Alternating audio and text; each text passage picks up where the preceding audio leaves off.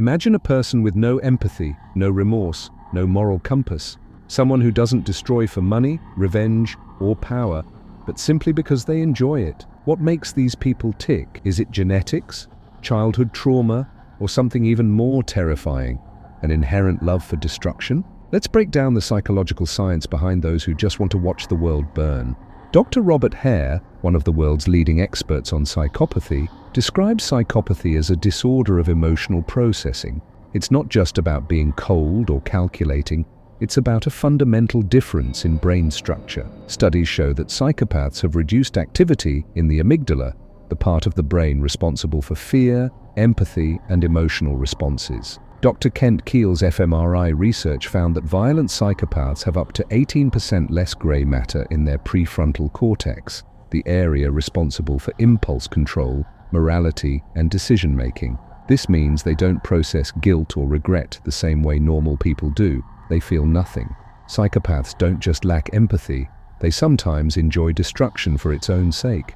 Let's take Karl Panzram, one of the most notorious serial killers in history. Karl Panzram was a remorseless murderer who admitted to killing for fun. He once said, "I wish the whole human race had one neck, and I had my hands around it." Ted Bundy, another psychopath, once described killing as like changing a tire, showing his complete emotional detachment. But not all psychopaths are killers. Some just want to manipulate, deceive, or cause harm in more subtle ways. They see destruction as a game. While psychopathy explains the emotional emptiness behind destruction, it's only one part of a bigger picture. Enter the Dark Triad, a set of 3 overlapping personality traits that fuel dangerous behavior: psychopathy, Machiavellianism, and narcissism. Psychopathy is characterized by lack of empathy, impulsivity, and emotional detachment. Machiavellianism is characterized by extreme manipulation, deceitfulness, and a belief that the ends always justify the means. Narcissism is characterized by grandiosity, entitlement, and a deep need for power and admiration. Individually, these traits are dangerous. Together, they create some of the most destructive individuals in history. Adolf Hitler displayed all 3 Dark Triad traits. His psychopathy led to his lack of remorse, his Machiavellianism fueled his strategic deception, and his narcissism made him obsessed with power. Bernie Madoff, the mastermind behind one of the biggest financial frauds in history, showed high Machiavellian traits, manipulating millions into a Ponzi scheme that ruined countless lives. These people don't just destroy, they manipulate others into helping them do it. They don't just watch the world burn, they make others light the match. But what about those who truly enjoy destruction? Studies show that some people are not just indifferent to suffering, they take pleasure in it. This is where we enter the world of sadistic personality disorder. Dr. Paul Bloom's research on sadism found that some people experience a dopamine rush when inflicting pain on others. This is why bullies, serial killers, and even some political leaders seem to thrive on suffering. Neuroscientific studies show that sadistic individuals have overactive reward centers in their brain when they see others in pain.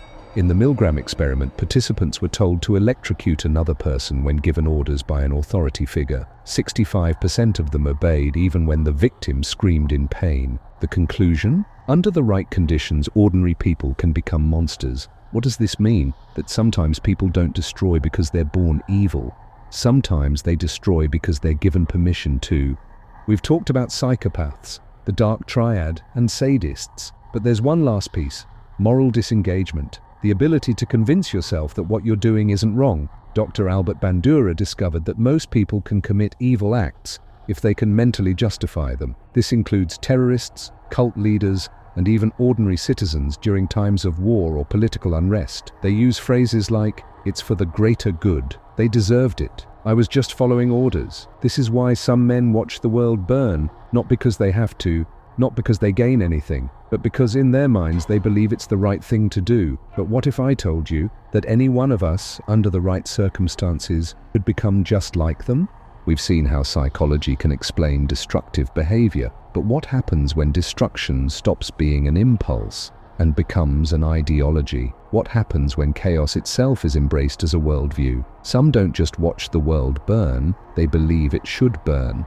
In this chapter, we uncover how philosophy, politics, and belief systems have been used to justify destruction throughout history, turning chaos into a cause. What is nihilism? Nihilism is the belief that life has no meaning, no purpose, and no inherent moral structure. When someone embraces nihilism completely, destruction becomes just as valid as creation. Friedrich Nietzsche warned about nihilism, calling it the most dangerous of all philosophical diseases. Jean-Paul Sartre took it further, arguing that without meaning, morality itself is just an illusion. Modern nihilists believe that society, laws, and ethics are arbitrary and therefore should be destroyed. The extreme form of nihilism isn't just personal despair, it's active destruction. If nothing matters, then why not tear everything down? The Columbine shooters openly embraced nihilism, believing life was meaningless and society was a joke. Their journals were filled with references to existentialism, Nietzsche, and even quotes about destruction being pure freedom. Modern mass shooters and some online radical groups continue to embrace nihilism as an excuse for violence. But what if destruction isn't about belief or psychology? What if it's about power? Dr. Philip Zimbardo's famous Stanford prison experiment revealed a terrifying truth. When given power, ordinary people can become sadistic monsters. In the 1971 Stanford prison experiment, participants were randomly assigned as either guards or prisoners. Within just 24 hours, the guards began abusing and humiliating the prisoners. By day 5, some were physically and psychologically torturing their fellow participants. The experiment had to be shut down early because of how quickly normal people turned into sadists. Dr. Zimbardo called this the Lucifer effect, the moment when an ordinary person crosses the line into evil simply because they can. Power removes consequences. Power dehumanizes others. Power makes violence seem justified. The scariest part? This isn't just an experiment, it's happened throughout history. But what happens when one person's love for destruction spreads to thousands? When an entire movement, cult, or government embraces chaos as a belief system? Charles Manson's cult believed in helter-skelter, a race war they thought they could trigger through mass murder. Jim Jones convinced 900 followers to commit mass suicide, believing the world was too corrupt to continue. Totalitarian leaders like Hitler and Stalin used dehumanization to justify genocide, turning ordinary citizens into executioners. Psychologists call this groupthink, when people stop thinking for themselves and just follow the crowd, no matter how destructive the outcome. The Asch conformity experiment proved that people will ignore their own judgment if pressured by a group. The bystander effect shows that people are less likely to stop a crime if others are doing nothing. De-individuation is the process where people lose their sense of self in a mob and commit acts they never would alone. When chaos becomes a collective belief, destruction spreads like wildfire. Even the worst crimes in history had one thing in common: the people committing them didn't think they were doing anything wrong. Dr. Albert Bandura discovered that people disengage from morality by reframing their actions as justified. This is why torturers call their victims enemies, why criminals say it was for the greater good, and why genocides are often justified as necessary. They deserved it, used by criminals and extremists. I was just following orders, used by soldiers and war criminals. It's not my responsibility, used by people ignoring injustice. This is the scariest part of all. Under the right circumstances, any of us could fall into this mindset. Some men just want to watch the world burn. Sometimes entire societies do too. We've explored the psychology of destruction and the philosophy behind chaos. But what if the answer isn't just about beliefs or trauma? What if some people are wired differently? What if their brains are biologically programmed for destruction? In this chapter, we'll dive into the neuroscience of evil, revealing how brain chemistry, genetic mutations, and even childhood environments can create individuals who feel nothing and destroy everything.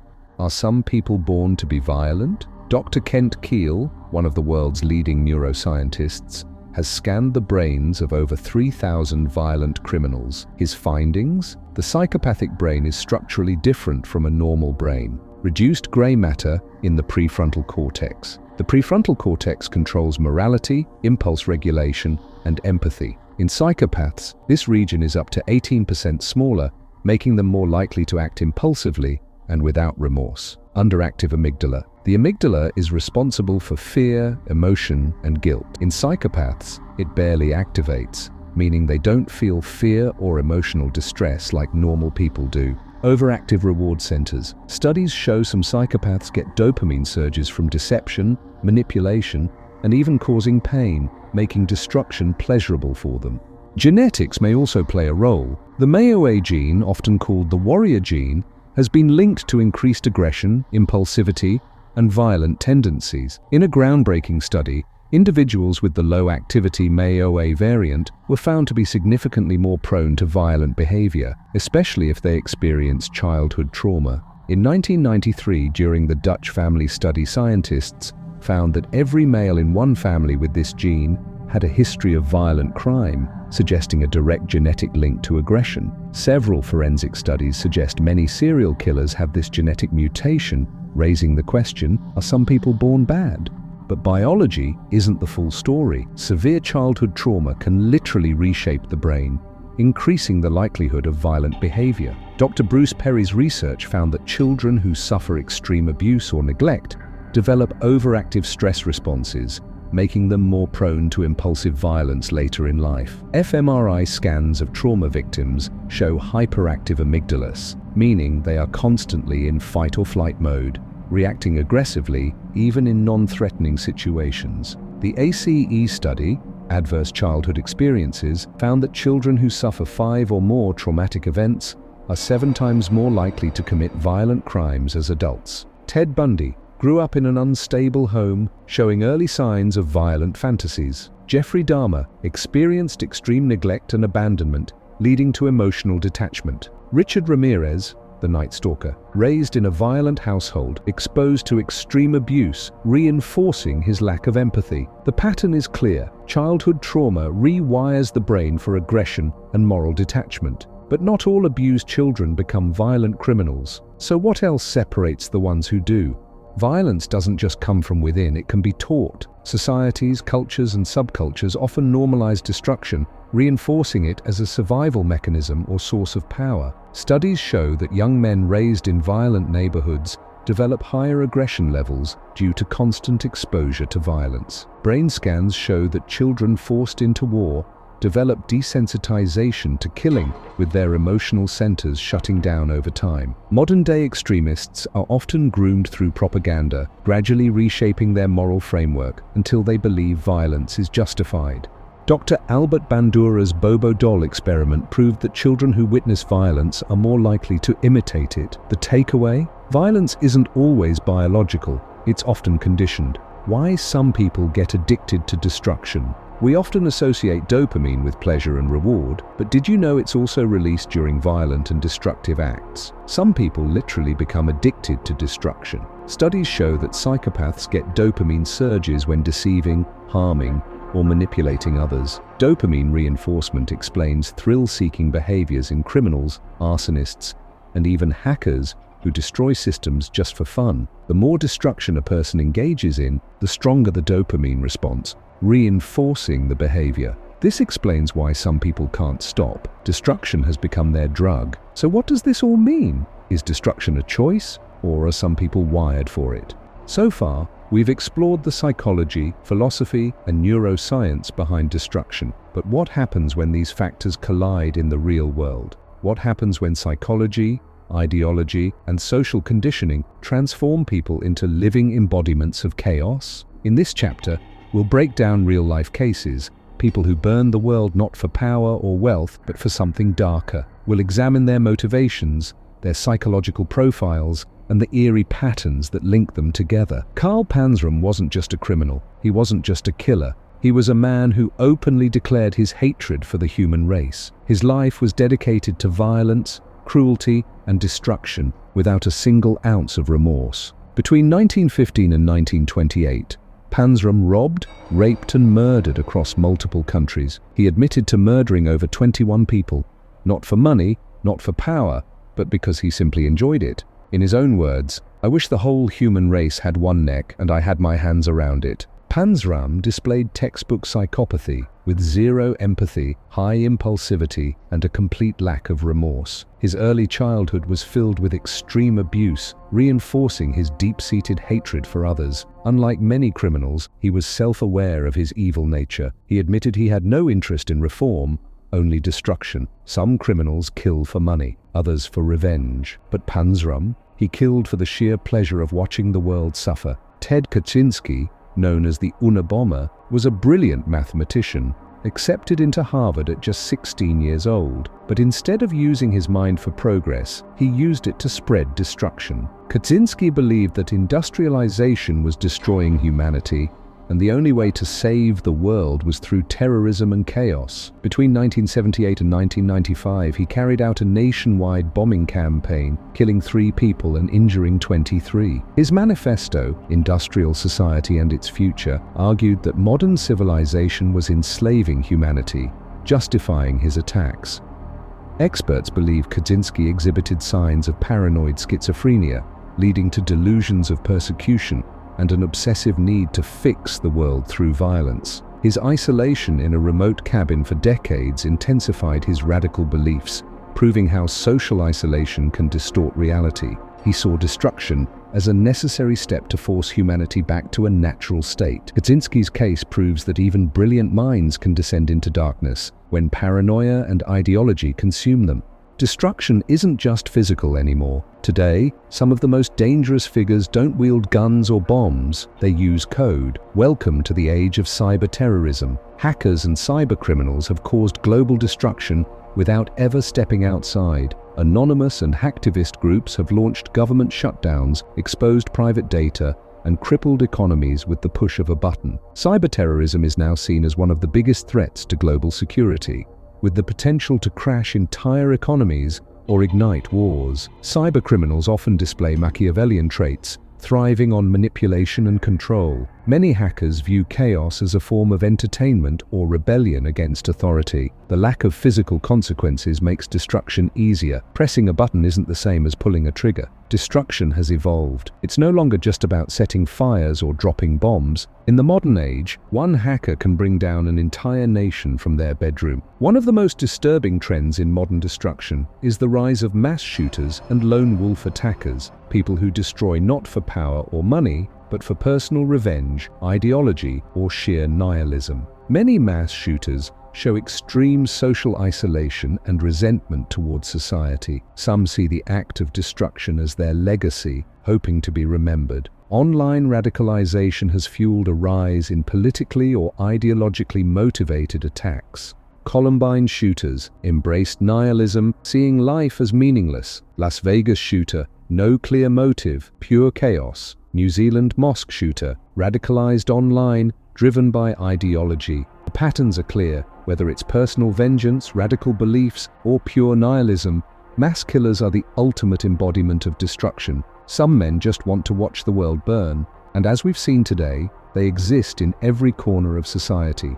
We've explored the minds of those who destroy. We've seen the psychology, the philosophy, the neuroscience, and the real-world cases of people who have set the world on fire. But the biggest question remains, can we stop this? Is there a way to prevent individuals from turning toward destruction? Can we rewire dangerous minds before they act? In this chapter, we'll explore what science, psychology, and history tell us about stopping chaos before it begins. Can we predict who will become dangerous? Are there early warning signs? The terrifying truth? Many of the world's most dangerous individuals showed warning signs early in life. Dr. Adrian Raine, a pioneer in neurocriminology, found that children with reduced activity in the prefrontal cortex were significantly more likely to develop violent tendencies as adults. Studies on juvenile offenders show that traits like cruelty to animals, extreme narcissism, and a lack of empathy often appear in childhood. The Dunedin study tracked individuals from birth and found that antisocial behavior in early childhood predicted criminal behavior decades later. Some children are born without normal emotional processing, making them more prone to manipulation and aggression. One case involved an 8-year-old who tortured animals and showed no remorse, a classic sign of early-onset psychopathy. Studies show that if intervention happens early enough, Through therapy, emotional training, and structured environments, some of these children can be redirected before they become dangerous. Science tells us destructive minds aren't always inevitable, but only if we catch them early enough. Does your environment shape your mind? While some are born wired for destruction, others are created by their environment. So, can changing a person's surroundings stop them from turning to violence? Studies on gang members and child soldiers show that when individuals are removed from violent environments, their aggression levels drop. The Perry Preschool Project found that children from at-risk backgrounds who received structured education and mentorship were 50% less likely to commit violent crimes later in life. Brain scans of children raised in extreme poverty or abuse show higher activity in stress-related brain regions, making them more prone to fight-or-flight aggression. Does therapy work on those who lack empathy? One of the most controversial debates in psychology is whether psychopaths can be rehabilitated. If someone feels no guilt, no empathy, and no fear, can we teach them to care? Traditional therapy doesn't work on psychopaths. In fact, studies have shown that group therapy makes them worse, as they learn to manipulate others more effectively. Dr. Robert Hare's research found that some psychopaths fake remorse to manipulate therapists. But new experimental treatments like cognitive behavioral therapy and neurofeedback show some promise in reducing impulsive violence. Some former violent criminals, like rehabilitated gang members and ex-convicts, claim they learn to control their impulses through strict emotional training. A small number of studies suggest that some psychopaths can be conditioned to follow societal rules, even if they never develop true empathy. The question remains, are we treating them, or just teaching them how to blend in better? Does meaning prevent destruction? We've seen that nihilism, believing life has no meaning, can lead to destruction. But what if the reverse is also true?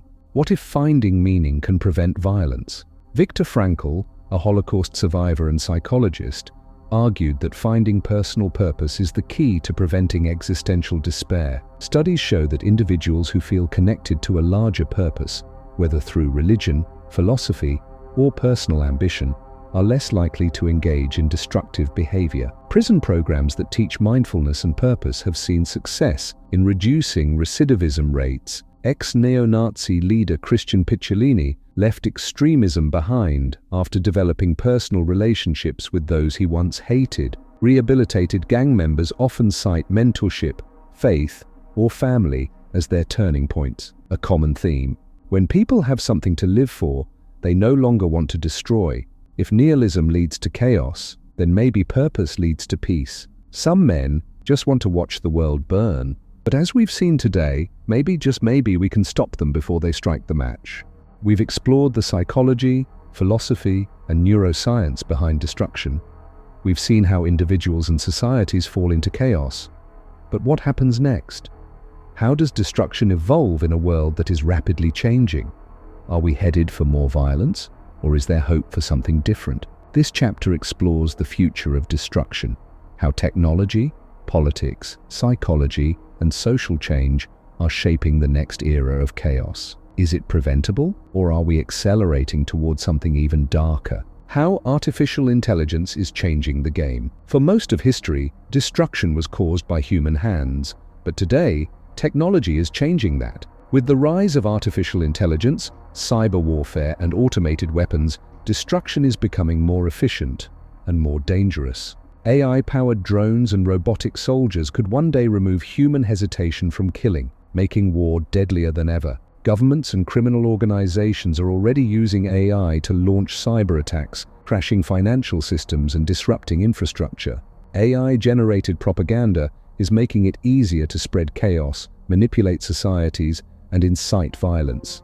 In 2020, AI-powered drones were reportedly used in Libya, capable of making kill decisions without human oversight. Cyber attacks on critical infrastructure, like power grids and hospitals, are increasing, showing how destruction is shifting to the digital realm. What happens when destruction no longer requires a human being to pull the trigger? Why the world is more divided than ever? It's not just technology that's changing. Our societies are becoming more unstable. The world is more politically divided than at any point in modern history, and with division comes the risk of extreme violence. Studies show that political polarization has reached record highs, with individuals becoming more radicalized on both ends of the spectrum. Social media algorithms are feeding people more extreme content, reinforcing their beliefs and making violence seem justified.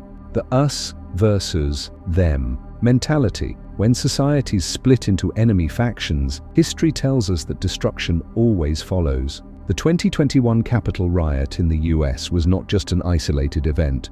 It was a symptom of a growing global trend, the return of political extremism. Across the world, societies are becoming more divided, more radicalized, and more willing to use violence as a political tool. Political violence is increasing worldwide, with extremist groups gaining influence in countries like the US, Brazil, India, and Europe. Social media has fueled radicalization, creating echo chambers that push individuals toward more extreme beliefs. Psychological studies show that polarization leads to outgroup dehumanization, meaning people begin to see their political enemies as less than human, the first step toward justifying violence. Dr. Fathali Moghadam's staircase to terrorism model shows how individuals move from mild dissatisfaction to full-blown extremism through gradual steps. Groupthink and confirmation bias make people reject facts that contradict their worldview, pushing them deeper into radicalization. The us versus them effect makes political enemies seem not just wrong, but evil and deserving of destruction. Political division isn't just a social problem, it's a psychological phenomenon. And if history has taught us anything, it's that a divided world is a world on the edge of destruction. For most of history, terrorism meant bombings, assassinations, and physical destruction. But today, terrorism is evolving. Modern extremists are turning to cyber warfare, ideological manipulation, and psychological operations to achieve their goals. Online radicalization is replacing traditional recruitment. Terror groups no longer need to physically train recruits. They can radicalize them online. Lone wolf attackers inspired by online content are becoming more common, making terrorism harder to predict and prevent. Psychological warfare and propaganda are now used to destabilize entire societies without firing a single bullet. Studies show that Facebook and Twitter algorithms unintentionally push people toward extremist content, feeding their biases. The war on terror is no longer fought in the streets, it's fought in the mind, and that makes it harder than ever to stop. What happens when destruction comes from desperation? As the world faces worsening environmental crises, a new form of destruction is emerging: eco-terrorism. Frustrated by government inaction on climate change, radical activists are turning to violence and sabotage. Groups like Earth Liberation Front and Extinction Rebellion extremists have carried out arson attacks, pipeline bombings, and sabotage of corporations they see as harming the environment. The psychology behind eco-terrorism is rooted in desperation. When people feel they have no voice, they may turn to destruction to be heard. Studies show that people who feel powerless in the face of climate change experience higher levels of anxiety, which can fuel extreme actions. Some argue that destroying property to save the planet is justified, while others warn that eco-terrorism could backfire, leading to harsher government crackdowns on environmental activism. Philosopher John Rawls warned that violence in the name of a cause often undermines that cause, alienating potential allies. But history shows that radical action sometimes forces change. So where is the line between activism and terrorism? When people believe that destruction is the only way to save the world, what happens next? Why more people believe the world is ending. From climate change to economic collapse to fears of artificial intelligence, more people than ever believe that civilization is on the brink of destruction. But why? Psychologists suggest that apocalyptic thinking is a coping mechanism. When people feel out of control, they convince themselves that the world itself is collapsing. Doom scrolling on social media reinforces negative beliefs, creating a feedback loop of anxiety. Political and corporate leaders sometimes exploit fear to push their own agendas, increasing paranoia. The Roman Empire, Mayan civilization, and Easter Island all collapsed due to a mix of environmental destruction, political corruption, and social unrest. Parallels to modern society. Jared Diamond's research on past collapses suggests that societies that fail to adapt to crises inevitably destroy themselves. Is history repeating itself? Or can we learn from the past before it's too late? destruction is changing. Technology, ideology, and desperation are reshaping how chaos spreads. Some believe we are headed toward inevitable collapse. Others believe we can still change course. The question remains, what happens next? We have explored the darkest corners of the human mind: psychopathy, nihilism, terrorism, political extremism, and digital chaos. But now we arrive at the most important question of all: can humanity escape the cycle of destruction? Some believe we are doomed to repeat history, destined to destroy ourselves like every fallen civilization before us. But others argue that we have the power to break free, to evolve beyond violence, beyond destruction, and into something greater. This chapter explores whether humanity can truly change and what it would take to rewrite our fate. Can human nature be changed? For centuries, philosophers and scientists have debated whether violence is an inescapable part of human nature, or if it can be unlearned. Modern neuroscience suggests that our brains are capable of change, but only under certain conditions. Neuroplasticity studies show that the brain can rewire itself even in adulthood, suggesting that aggression and destructive tendencies are not fixed traits. Dr. Richard Davidson's research on meditation found that long-term meditation physically changes the brain, increasing empathy and reducing violent impulses. Brain imaging studies show that exposure to kindness and cooperation triggers dopamine release, suggesting that people can learn to derive pleasure from peace, just as they do from destruction. Ex-terrorists and gang members who went through de-radicalization programs showed measurable changes in brain activity, shifting from aggression to empathy. Norway's prison system, focused on rehabilitation instead of punishment, has one of the lowest recidivism rates in the world. Key takeaway: given the right environment, even the most destructive individuals can change. Science tells us that peace is possible, not through force, but through understanding, education, and reshaping how we think. How do we stop destruction at a global level? On an individual level, we can change minds. But what about nations? How do we stop entire countries from descending into war and chaos? History shows that it's possible, but only under very specific conditions. The democratic peace theory suggests that democracies are less likely to go to war with each other, as seen in Europe after World War II. Economic interdependence between countries reduces the likelihood of war, since destruction harms both sides. Psychological studies showed that cross-cultural exposure reduces hostility, which is why exchange programs and international education are powerful tools against extremism. After centuries of conflict, European nations formed economic and political alliances that drastically reduced the risk of war. Despite tensions, Europe has not seen a major intercontinental war since 1945, the longest period of peace in its history. Lessons learned, cooperation, economic ties, and cultural exchange can help prevent destruction before it starts. If nations can find peace after centuries of war, maybe humanity's cycle of destruction isn't inevitable.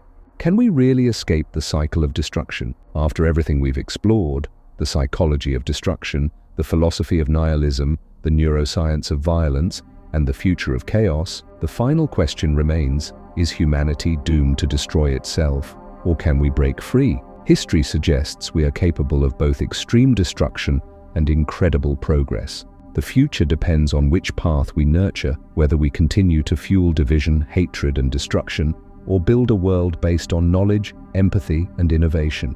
The greatest minds in history, Einstein, Gandhi, Carl Sagan, believed that humanity's survival depends on its ability to think beyond itself. So, what do you believe? Is destruction inevitable, or is the future in our hands? The answer may determine the fate of the world. Some men just want to watch the world burn, but as we've seen today, some men also want to build a better one. The choice is ours. Let's continue the conversation. Drop your thoughts in the comments. Do you believe humanity can break free from the cycle of destruction? If you found this video thought-provoking, hit that like button, subscribe, and turn on notifications so you never miss a deep dive into the human mind. And if you want to support this channel, share this video with others. The more people who understand the world, the more we can change it together. Until next time.